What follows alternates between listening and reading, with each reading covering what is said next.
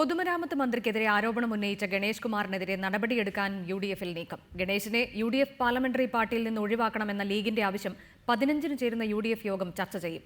രാഹുൽ ഗാന്ധിയെ കാണാനുള്ള യു.ഡി.എഫ് സംഘത്തിൽ നിന്ന് ആർ ബാലകൃഷ്ണപിള്ളയെയും ഗണേഷ് കുമാറിനെയും ഒഴിവാക്കി. അതേസമയം നിയമസഭയിൽ ആരോപണം ഉന്നയിച്ച ഗണേഷ് കുമാറിന്റെ നീക്കം തള്ളിയ ആർ ബാലകൃഷ്ണപിള്ള നടപടിയെടുക്കേണ്ടത് പാർട്ടിയാണെന്ന് വ്യക്തമാക്കി. കെ.ബി. ഗണേഷ് കുമാർ മന്ത്രി വി.കെ. ഇബ്രാഹിം കുഞ്ഞിന്റെ ഓഫീസിനെതിരെ അഴിമതി ആരോപണം ഉന്നയിച്ചതിന് പിന്നാലെയാണ് യു.ഡി.എഫ് കക്ഷി നേതാക്കളുടെ അടിയന്തര യോഗം മുഖ്യമന്ത്രിയുടെ ചേംബറിൽ ചേർന്നത്. യോഗത്തിൽ ഗണേഷ് കുമാറിന്റെ നടപടി മുന്നണി മര്യാദകൾക്ക് നിലക്കാത്തതാണെന്ന വികാരം പ്രകടിപ്പിച്ച മന്ത്രി പി.കെ. കുഞ്ഞാലിക്കുട്ടി ഗണേഷിനെതിരെ നടപടി വേണമെന്ന ആവശ്യമുയർത്തി. ഗണേഷിനെ യു.ഡി.എഫ് പാർലമെന്ററി പാർട്ടിയിൽ നിന്ന് മാറ്റണമെന്നായിരുന്നു കുഞ്ഞാലിക്കുട്ടിയുടെ ആവശ്യം. മറ്റ് ഘടകകക്ഷി നേതാക്കളും ഈ ആവശ്യത്തോട് യോജിച്ചു. ഗണേഷിന്റെ നടപടിയിൽ കടുത്ത അതൃപ്തി രേഖപ്പെടുത്തിയ മുഖ്യമന്ത്രി വിഷയം 15-ന് ചേരുന്ന യു.ഡി.എഫ് യോഗം ചർച്ച ചെയ്യുമെന്നും വ്യക്തമാക്കി.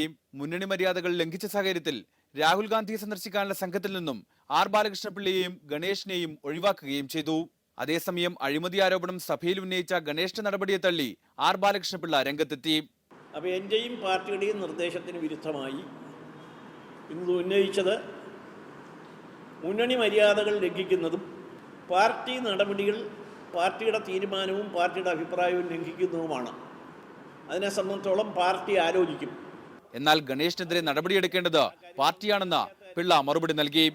നടപടിയെടുക്കേണ്ടത് പാർട്ടിയാണ്, പക്ഷേ ഇവിടുന്ന് പലരെയും നേരത്തെ അഴിച്ചുവിട്ടു, അതിന്റെ ഫലവുമുണ്ട്. രാഹുലിനെ കാണാനുള്ള സംഘത്തിൽ നിന്നും ഒഴിവാക്കിയതിനെ കുറിച്ചുള്ള ചോദ്യത്തോട് പിള്ള ഇങ്ങനെ പ്രതികരിച്ചു. ഞാൻ രാഹുൽ ഗാന്ധിയെ കാണണമെന്ന് ആരോടും ആവശ്യപ്പെട്ടിട്ടില്ല. അപ്പൊ പിന്നെ പറയുന്നതിനകത്ത് എനിക്കറിയില്ല എന്താന്ന്. റിപ്പോർട്ടർ, തിരുവനന്തപുരം.